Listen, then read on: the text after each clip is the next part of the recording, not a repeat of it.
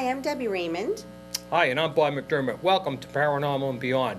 Got a great show tonight, Debbie. For the first time on the program, we have a Bigfoot investigator from Crypto Crew, Jason. Jason, welcome to the show. Thank you, Bob.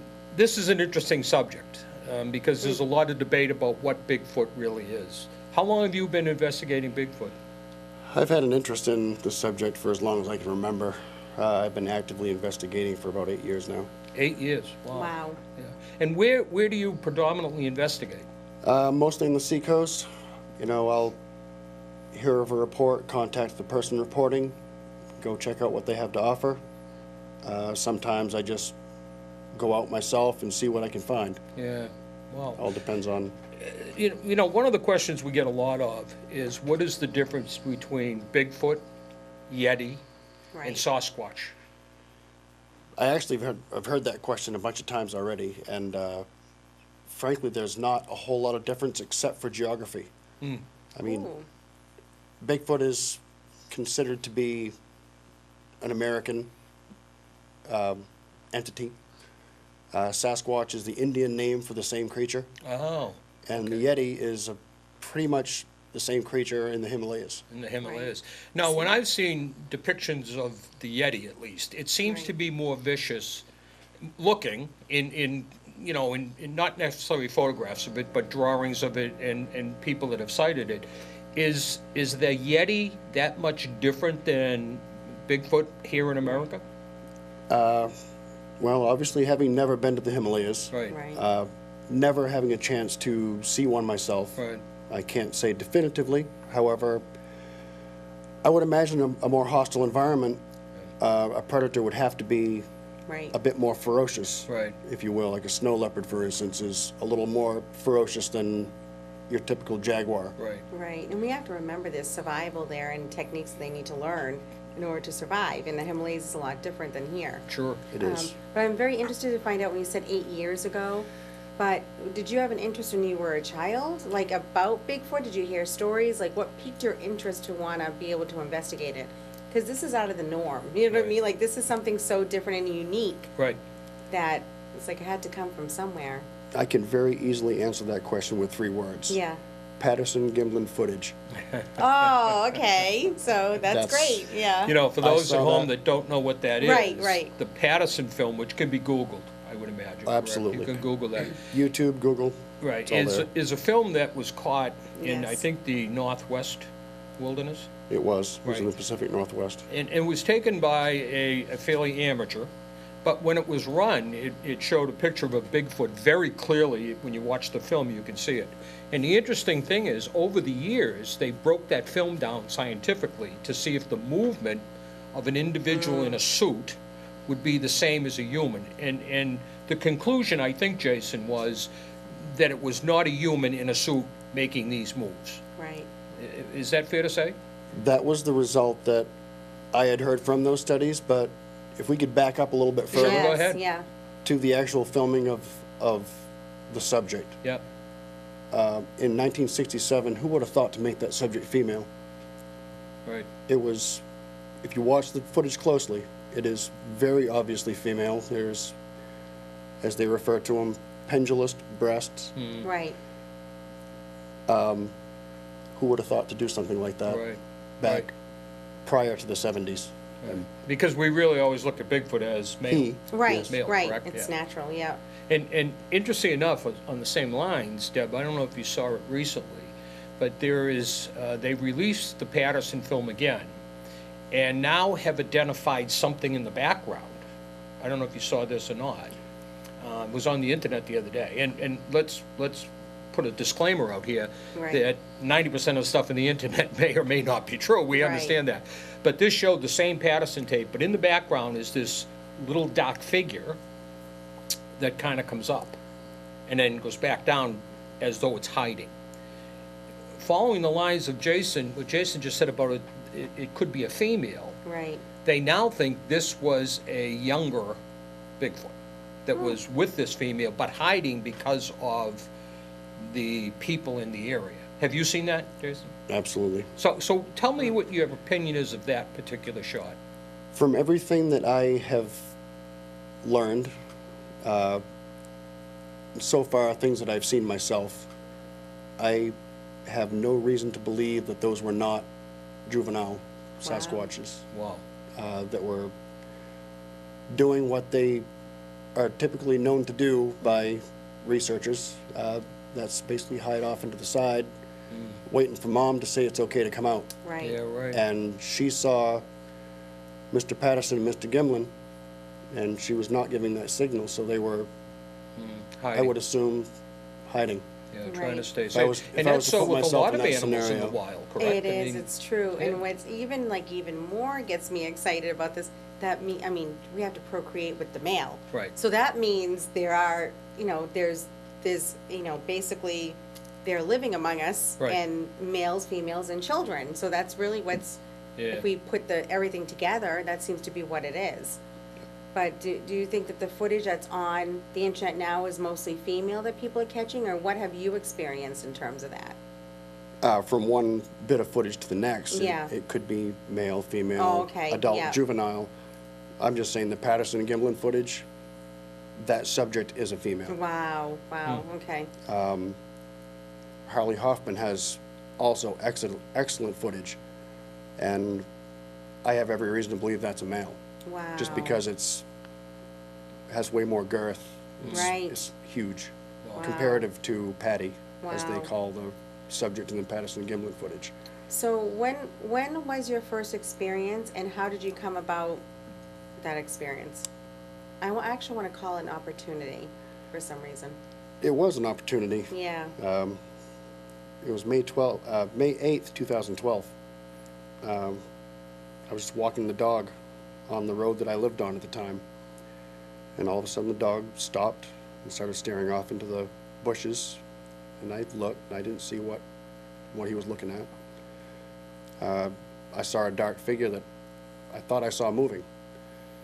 And I lined myself up with the dog to see where he was looking. Saw the figure there. Wasn't sure if it was a bear or not, so all I could think of. I had no kind of defense whatsoever, Oh, great. and a golden retriever who Right. was a big baby anyway. Oh, my gosh. But so I went to take off and go back home, and I took about 3 strides, looked over my shoulder to check back at what I thought that I saw, and what I saw caused every single emotion that I've ever Oh, yeah. experienced to all hit me at once, and it was the most phenomenal feeling ever. He stood up, took about 3 steps away from me, and spun his whole upper body around, looked back at me, and 5 seconds later, he was gone. Wow. Yeah. Were you afraid, Jason? I was such an incredible combination of afraid, excited. You Adrenaline. name Yeah. the emotion, and it was You had going. it, sure. It was. I understand now why people skydive. Yeah. 'Cause that must be it. The adrenaline, Yeah, the adrenaline yes. starts to flow. But he wasn't aggressive towards you. He didn't. Did he scare you? Were you scared of that? I mean, naturally, I saw something that Sure. was way bigger than I was, Right. and I was concerned for myself. I was concerned for the dog. Right. Of course, me being more curious than smart, I took the dog home, grabbed a sidearm and a pair of rubber boots and a tape measure, and went back to that area. And when it turned around and took a few steps away from me, it bumped its head on a tree. And I kept my mind on where that tree limb was. When I went back, I was standing in water over my boots, so it was slightly over my knees. And the tree limb was 9'6" off the floor, off the ground. Wow. So that was not a person. Right. Yeah, no, Right. it's too big to be a person. It was not a bear, Right. because bears don't grow that tall. Right. Even Not- standing, right. Not in this area, anyway. So describe for us what Bigfoot might look like. That subject, I believe, I saw 2 more times. Yeah. The same. You think you saw the same Bigfoot? I'm very sure it was the Wow. actual same individual. I'm not sure if anybody's ever seen the there's an artist, and I'm sorry, I forget the name of the artist now, but they did a fantastic pencil sketch of Patty. Yeah. At frame, I believe it was 256, Yeah. where she turned around and looked right at the camera. That's what Bigfoot looked like. that's what that one looked like. Huh. I've started to I've dubbed him Goliath, just because he's so immense. Yeah, big So, creature. Now, do you realize, this is just hearing your story and being a little intuitive, do you realize that at that moment you were chosen to actually see this, I don't know what to call it, whether it was physical, whether it was an entity, so like, well, number one, what would you call it? Number two, do you realize that they don't have to show themselves to anybody, but that day they show themselves to you? In Bigfoot's case, doesn't often show themselves. Right. So like, did you ever realize that how lucky you were to see that day? Every day that's passed since Right, then, right. I've considered myself to be one of a very few lucky people. Yes. And I joke with some of the other people in the community and say that was the day I was born. Oh, nice. Wow. So, yeah, I feel very Yes. fortunate. I have a hard time saying I was chosen. I just say that I'm very, very lucky and very fortunate to have had the encounter. Right. And the 2 encounters after that. Right. Words can't describe. Right. So you've actually encountered Bigfoot face to face, at least on 3 occasions. If not face to face, but certainly within From a view. distance. From a Yeah. And distance, right. the closest, the most recent one was the closest that I'd been distance-wise. I was at a range of about 30 feet, And where was that, Jason? right in my backyard. And you, from where? Don't give us your street address, but your It was in Newmarket. Newmarket. Yeah. See, now, I would think that Bigfoot would be more apt to be in very remote locations. Getting ready for the show, I was talking to somebody, and they said, I'm not sure I believe in Bigfoot. I've never seen him, and I do a lot of stuff in the woods. And I thought to myself, I said, well, it's interesting. I'm an outdoorsy guy. I mean, I kayak, I don't hunt, but I'm outdoors a lot. And I've never seen a bear in the wild.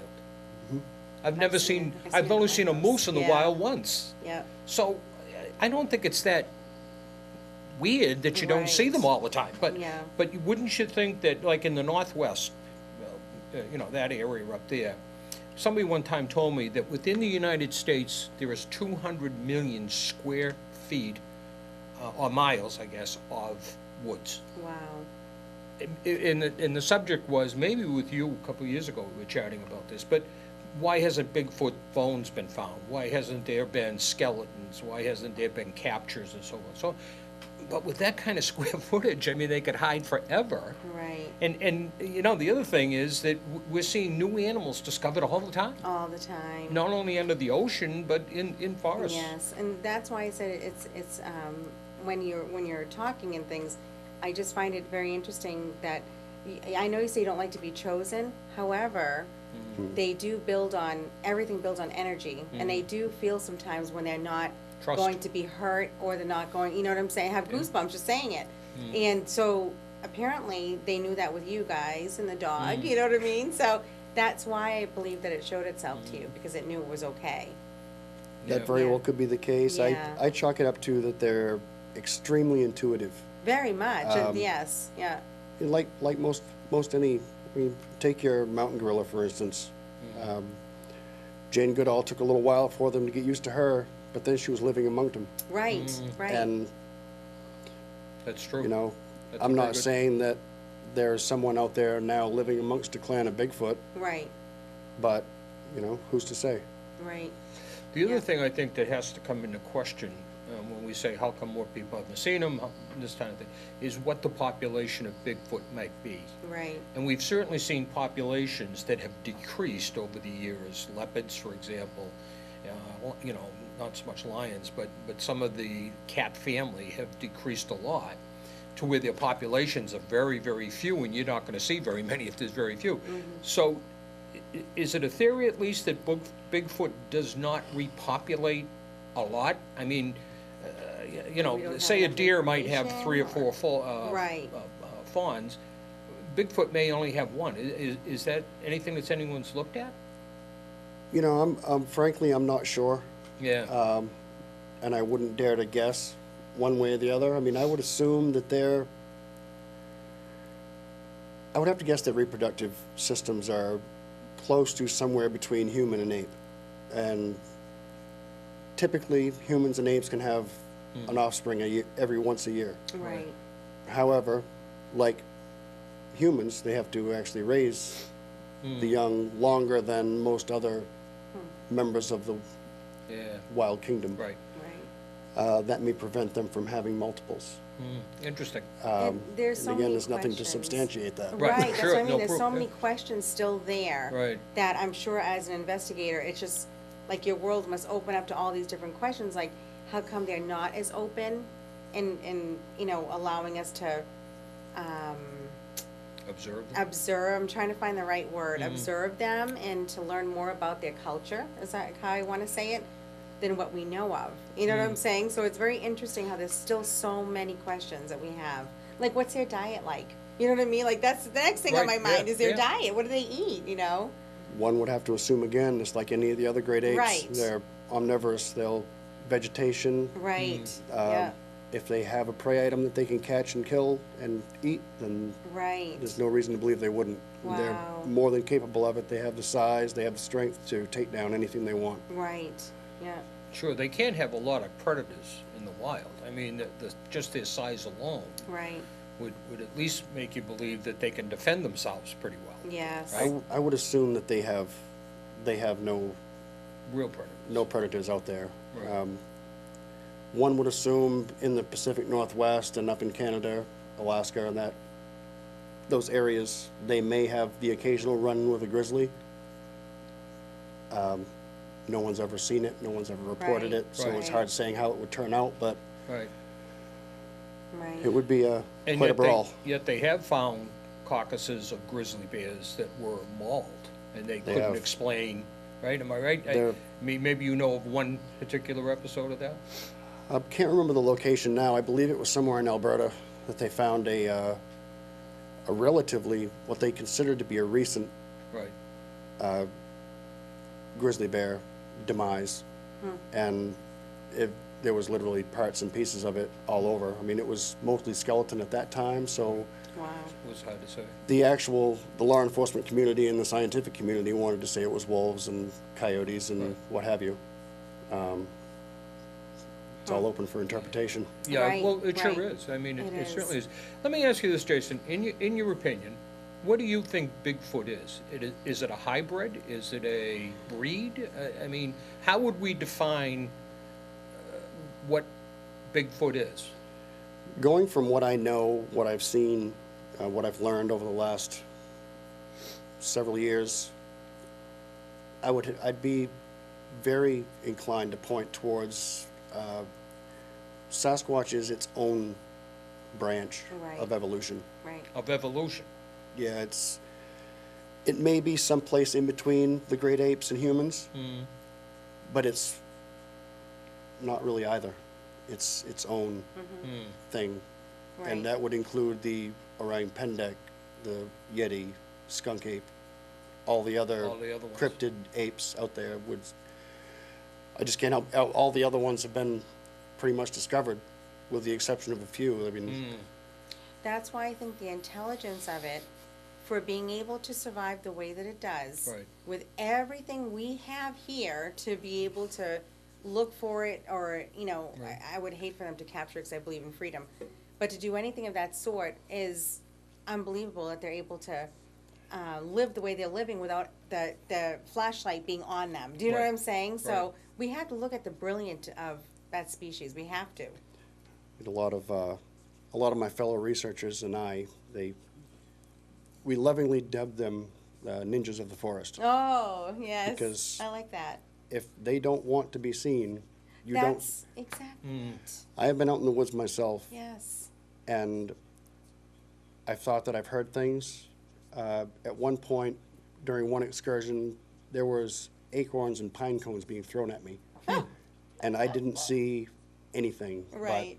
But I was most definitely getting targeted by acorns and pine cones, and I'm guessing to them it was probably a game. Wow. Yeah. Not Yeah. too fun from my end, I but know, yes, Or yes. maybe a warning system as to, Oh, perhaps. you know, which. don't know, Which right. is interesting to me, That's Deb, what's because it exciting. seems to me that Bigfoot has an intelligence level that is higher than the Yes. bear, the moose, you know. I mean, they have predators, so they know how to protect themselves. They certainly know bears know how to take care of their cubs and feed their cubs Right. and raise their cubs. But Bigfoot, from what I've seen, Jason, seems to have the ability to communicate somewhat Yeah, by, I hear a lot of stories about throwing rocks, not, interesting. you know, not to hit people, but in the direction of people. And I think it's almost a warning system to say, you've come close enough and don't come any closer. there's a bunch of different things that I've heard that are either a sign of a boundary line or a sign of aggression Right, or what have you. There are certain tree structures in a certain fashion, like leaning up against one another. There are researchers who firmly believe that that's a boundary symbol to show other clans, I'm a big, strong male and I can move these trees, so don't come into my territory. Territory, yeah. That's pretty interesting. There have been what people think are actual Bigfoot vocalizations, like conversations going on between a couple. wow. Oh, I'm certainly no expert yeah, in sure. animal linguistics. It's very fascinating, though, Right. because I've never heard of anything close to this. It sounds like something you'd hear out of a Star Wars movie. Really? Wow. This garbled, fast mess, and Right, Similar to whales, is. right? I mean, they Yeah. now know whales can communicate with their pods. that's Right. true, yes. And they've proved that. They've almost broken that code as to what Right. they're saying, right? Right, I would think as far as the throwing of items, I kind of take that with whatever the item is being thrown. I didn't feel threatened with pine cones The and acorns being thrown at me. Right.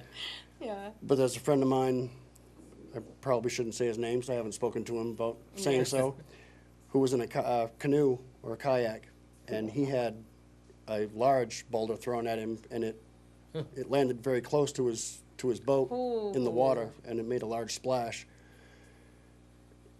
That I would take as a sign of aggression. That Yeah. something to do That with could that was potentially either. harm you, right, Right. I mean, it's like I can throw this great big giant rock, so I want you to stay away.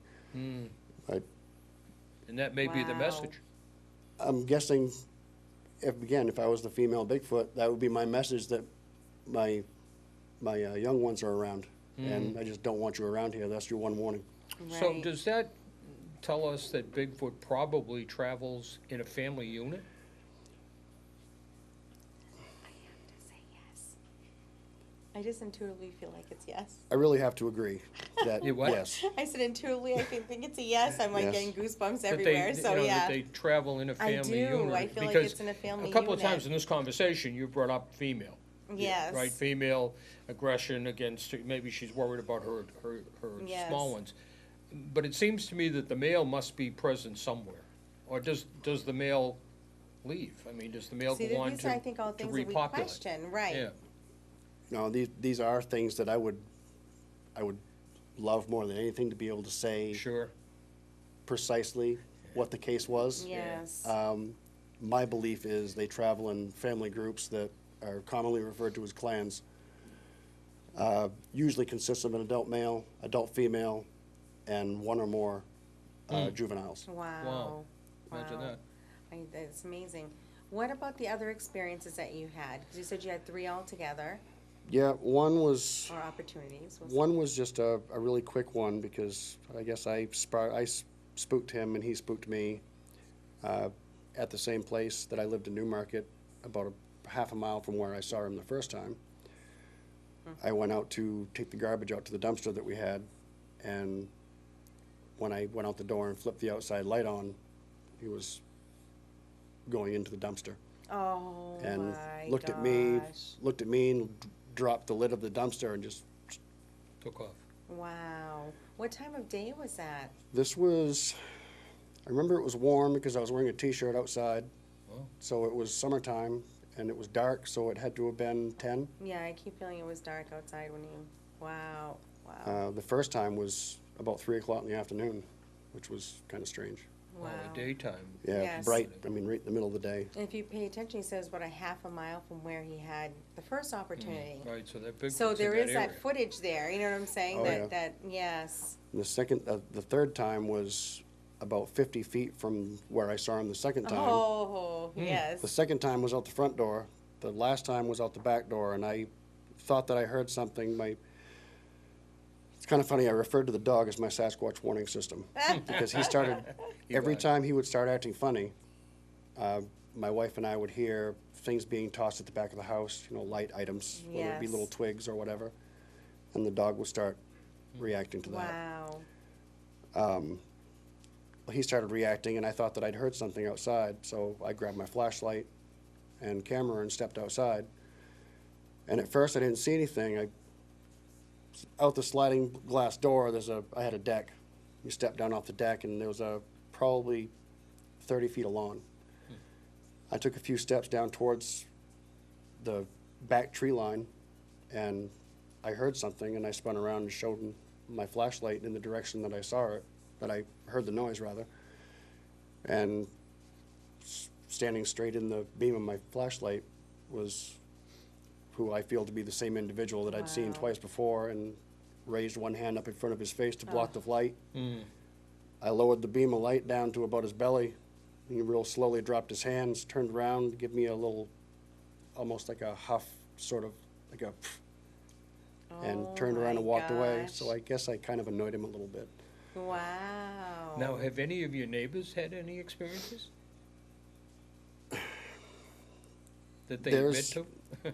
There's a few, and again, I'd hate to say names. Right. Yeah, you You don't don't have have to to. use names, No, that's you don't fine. have to. Yeah. There was a friend of mine that also lives in Newmarket, joined me last, I believe it was March. We went up north and attended the Finding Bigfoot taping for the town hall meeting. He had what I would say probably is the best face-to-face sighting that I've ever heard of. Wow. He's the first and only person that I know of ever to watch what he's very sure to be a Bigfoot break the branch off of a tree and then hit the tree with the branch. Yeah. Because that's also a very popular theory of communication, is the tree knocking. Yeah, they knock on the trees. He is very sure that he witnessed break off the branch, turn around, and Wow. Wow, imagine that. Now, you say up north, can you tell us where up north? it was Just the town? the town hall meeting was up north.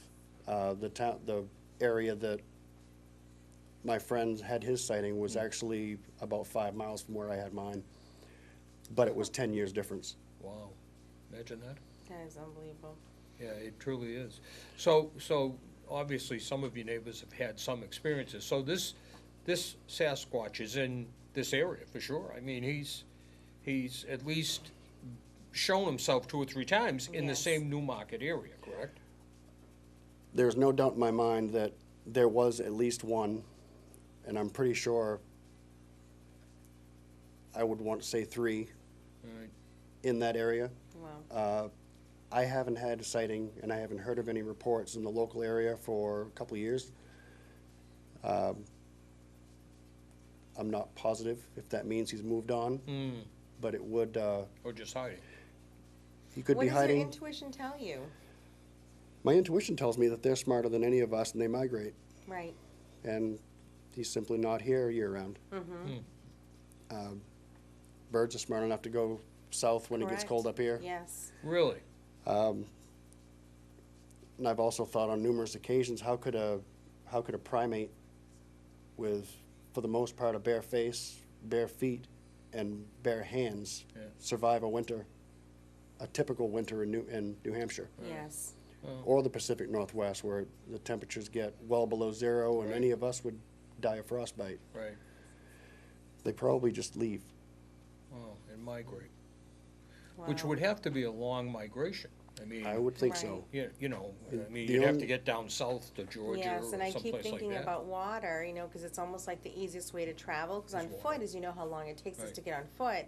So as you were speaking, I kept feeling that they can migrate through water. It's Right. just quicker Right. for them to exactly. do it, and how, you know what I'm saying? And you had said that when you had seen had your first opportunity, that you were in water that was knee deep. Knee deep. So where was it? Was that a ravine? Was it, you know, It's just a a swampy, stream? a swampy area. Swampy area, yeah. So it's very interesting that there's just so much more to learn. Right. This is what I keep feeling, like that we don't have a lot of information on it, but how brilliant they are to Right. kind of withhold that information from us, so this way they can continue living their life. Right, and I've Yeah. heard this theory before, that they migrate down south, which again would have me believe the population has to be fairly small.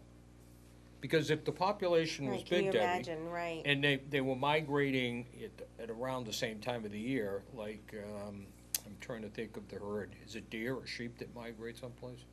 Well, but they migrate in hundreds, and it Yes. can be tracked, I mean, it's so Right. big. And yet, you know, there was nobody tracking the migration Mm-hmm. of Bigfoot that we know of, is that correct? As far as I know, that's not the case.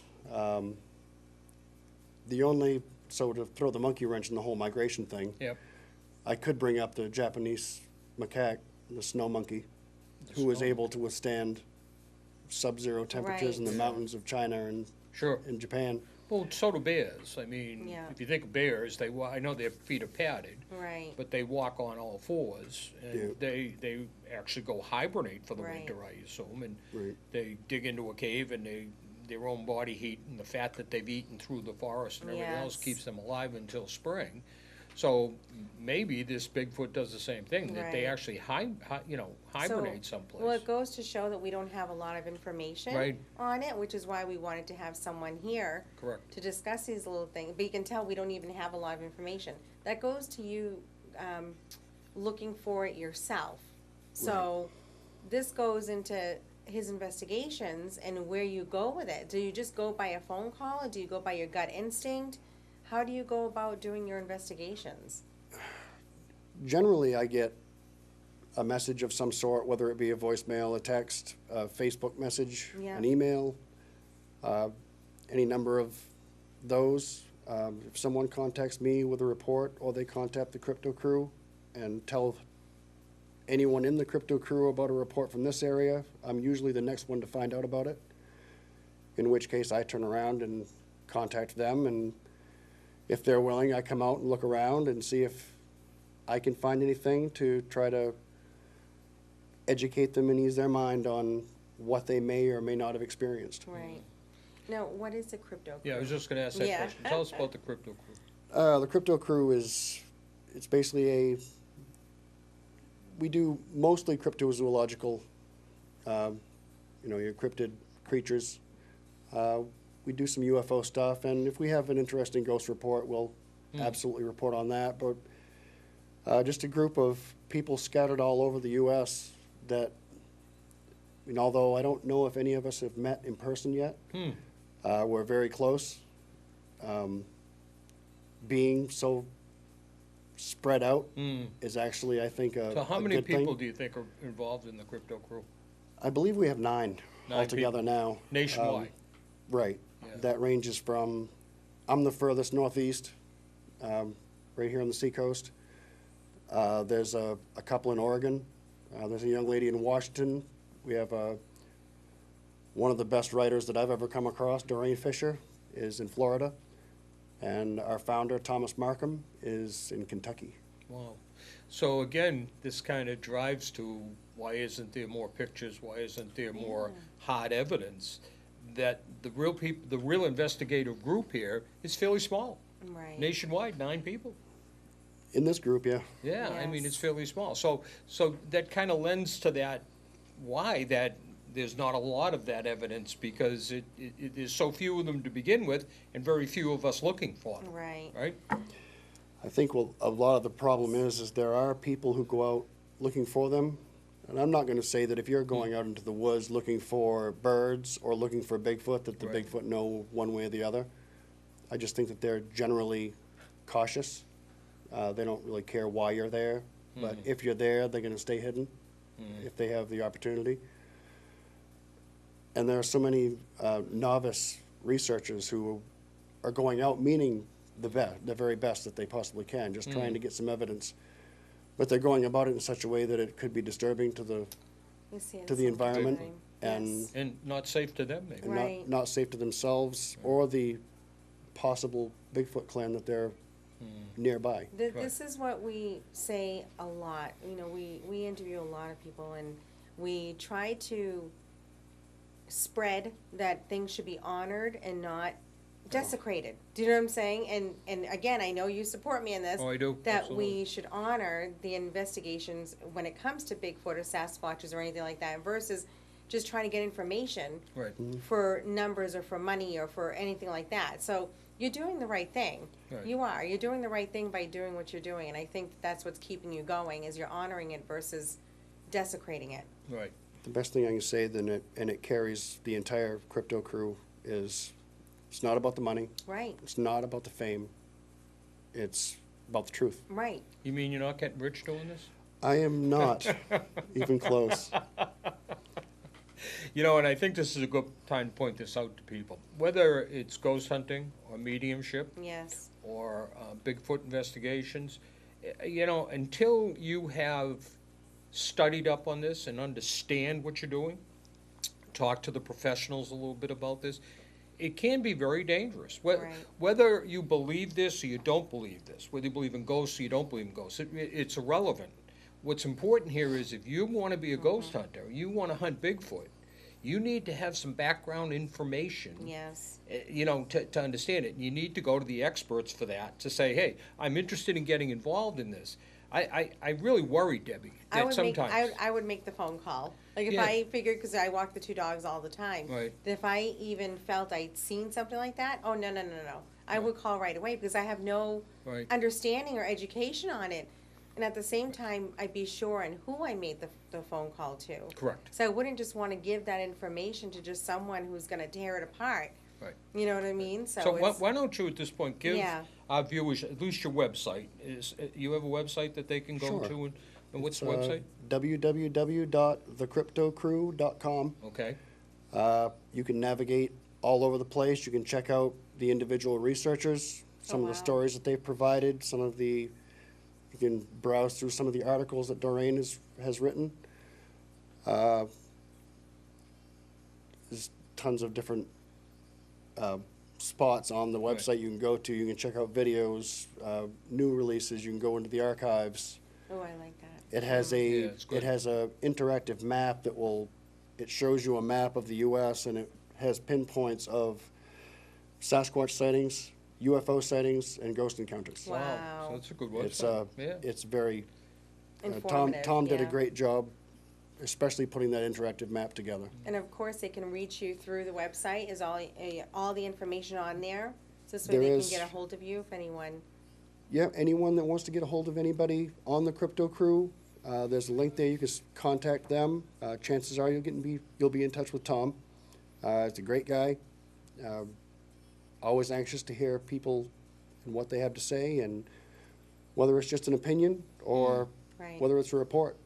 I mean, Right. it's all good with us. Right. So what are some of the basic signs that a Bigfoot has been in the area? I mean, obviously, what we've seen on the internet is footprints. I mean, we've seen Right. those. And unfortunately, like a lot of the world of paranormal, there's frauds that go out and do that. And that's unfortunate for the rest of us, because Right. I was thinking back to last week's show.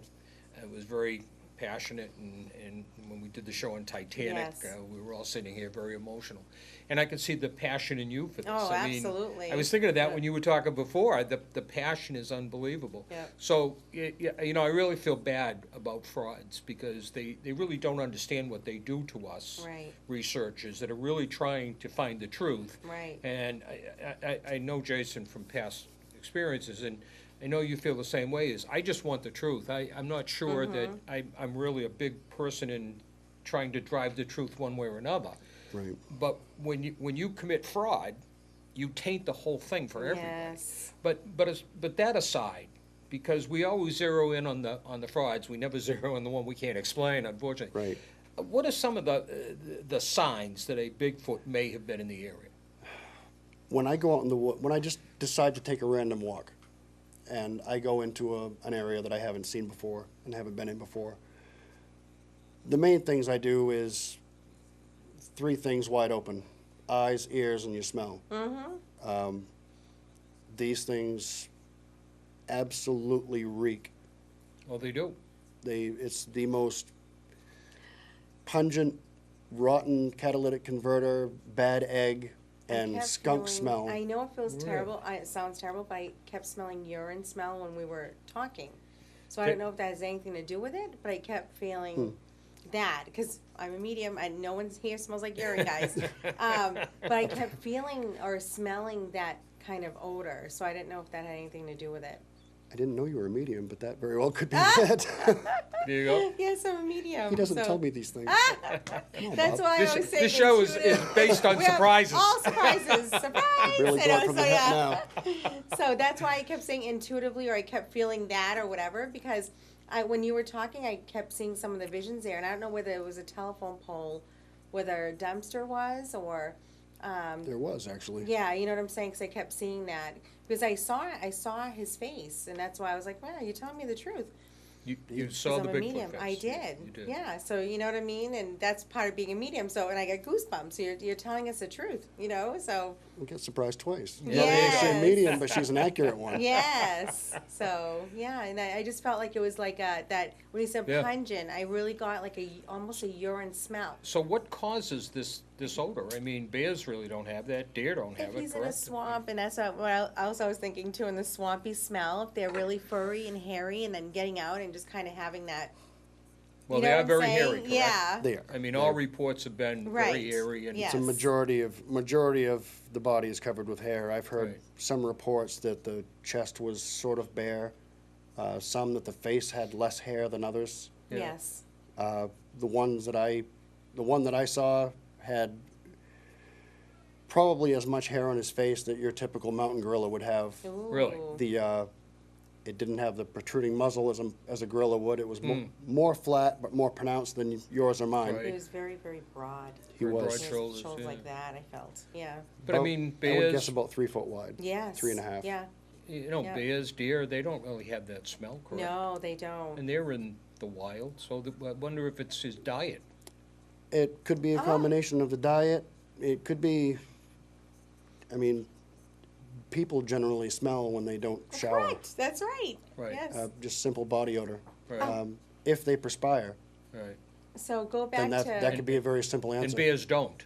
That's one of the things That's Correct. bears Bears, don't. right. bears pant. Right, they Right. can't. Like dogs. Correct, like a dog. How correct. interesting. They actually sweat through their tongues. Yes. Like dogs do. So correct. basically, during that another opportunity, you said you're using so basically your sense, your smell, Right. you know what I mean. So and what happened then? I always keep my ears open because, I mean, sound is, to me, very important.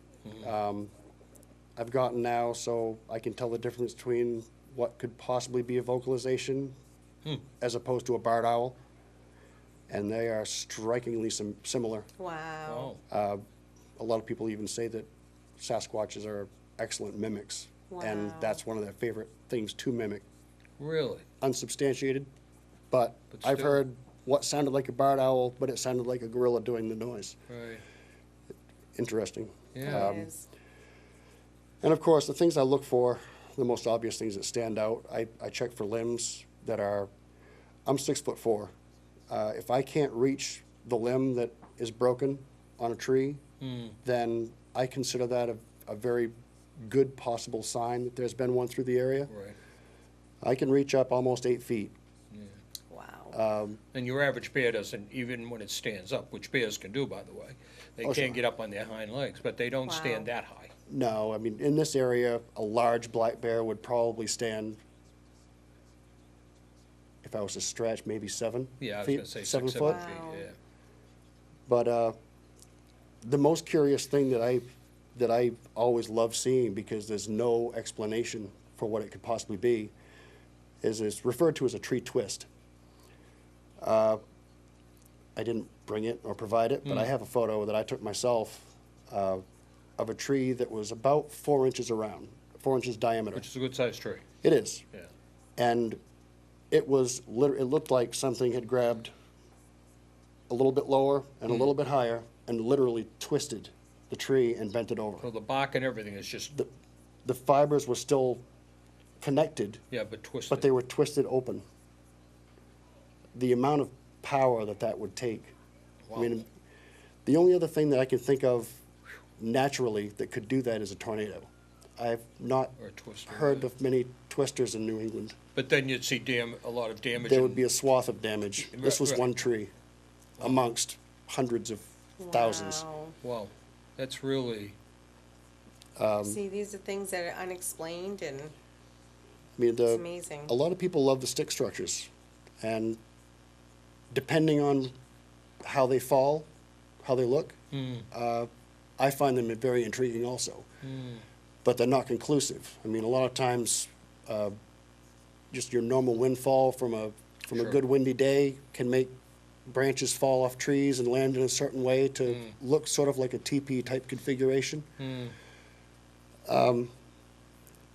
It all depends. I mean, every now and then I find one that the limbs or the trunks of the trees are actually intertwined. the trunks of the trees. They're Wow. literally like wound around each other. And is it possible it happened naturally? Sure. Wow. But if they do this, why are they doing this? To mark Right. their territory? Is that, Again, I would just have to think. Landmarks I would have to or- think, and it's so easy to go back to the great apes for examples because I think that they are more closely related to the great apes than we are. Again, I'm certainly no scientist, but that's my opinion. It's that I'm trying to think of how to verbalize. yeah. Well, the great But I apes get it, are though. intelligent, there's no doubt about that. I Right. mean, Very much. Right. They also do things like break branches to show rival males that see how big and strong I am. Right. Don't mess with me Yes. or my troop. Yes. And that could very well be the same thing with the Sasquatches, you know. I'm the alpha male in this area, you know, see how strong I am, don't come in here and mess with me. Right. So do we think that in the chain of evolution, that Bigfoot is the next step beyond the ape?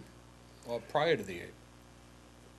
Oh, Or in the ape family at all? I wouldn't be able to Right. Yeah, see, And, that and would, that's to okay. put a finger on that one way or Right. the other. yeah, that's pretty tough to do. It is tough to do. Because, see, We, if we lack the proper evidence to say conclusively. Right. There's been numerous DNA tests done, and the ones that I've seen, they point towards there being traces of human DNA right, in a lot of the examples that they're getting. I mean, whether that's from contamination, I don't know. Right. But generally speaking, it comes out more human than ape. imagine that? Wow. I mean, that's of course if it's not misidentification and have it be a cow Sure, or a horse sure. or whatever, Right. or Yeah. moose. And I want our audience to know too, because we know that you're not a scientist by any of the imagination with this. You're an investigator, and you're going off of what you've learned and what you've experienced and the opportunities he's had. So we want the audience to know too that we're not Right. pegging for the correct answer. There really isn't one. So There isn't we one. really got to say that there Right. really isn't a lot of answers that we can say 100% this is what it is. Correct. And the only people who can say that is one who's had the experience, and who's Right. had the experience. And we just have to let people know there's not a lot of information out there. But we're And- starting to see the scientific community starting to get involved in a lot of things paranormal. Yeah. Not just Bigfoot, but, Bigfoot, yeah. you know, I think the Patterson film started them because they went in to debunk it. I mean, that was their issue remember was, this, the scientists yes. were gonna debunk this once and for all and get this over with.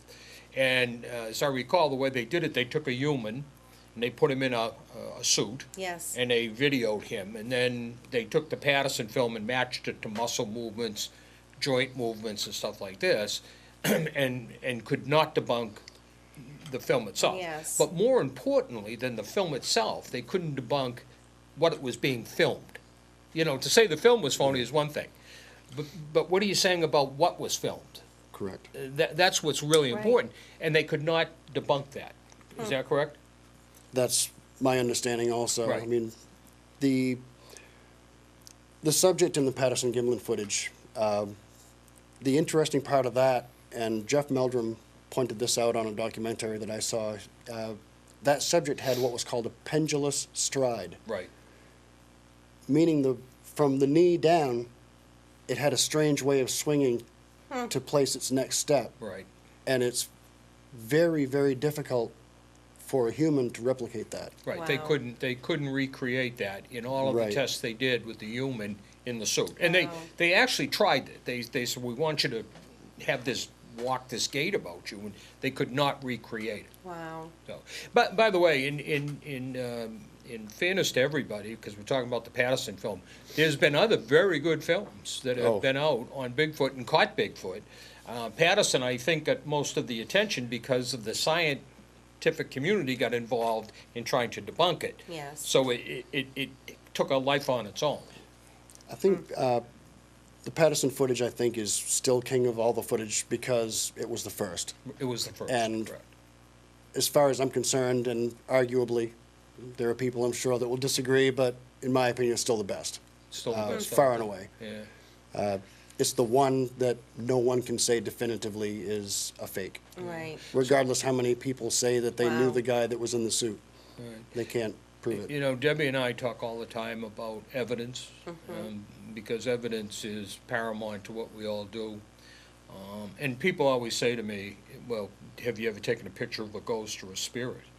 And you know, years ago, you didn't carry cameras. You didn't Right. always have a camera with you. So, you know, now they say, well, you've got cell phones with cameras in them. Why aren't we seeing more footage?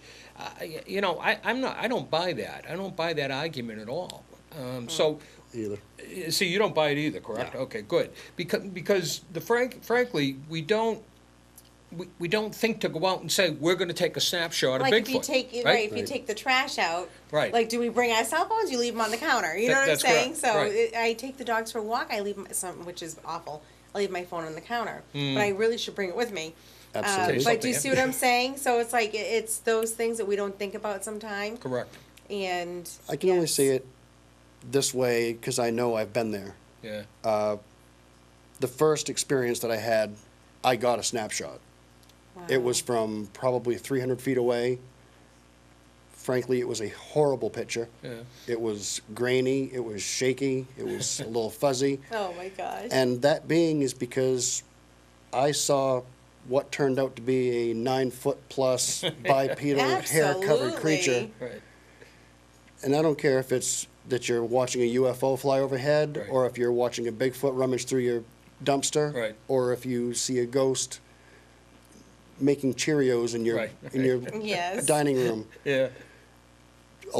It takes a very unique individual to stay level-headed enough Ooh. and straightforward enough to be able to stay steady, frame the photo, Right. take the photo of a moving subject generally. Right. It's not easy. Yeah. I mean, No. the whole why isn't there a good picture? Go try it. Yeah, try it. Exactly. That's what I say.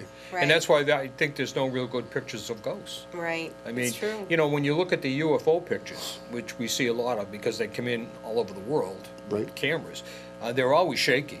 And they're focused on the UFO, and then they go out of sight, and then they get Yes. back on the UFO, and it's changed. crazy. So people will say, see, that wasn't really a UFO, that was a break in the action, and now they came back Yes. to it. But like you said, Jason, try being under that kind of stress Right. and making sure that you get a good picture of it. And that stress, like he was saying, was exciting and then scary, and then it's adrenaline, it's Right. everything all at the same All time. at the same time, So correct. of course, I mean, I totally understand it. So what about footprints?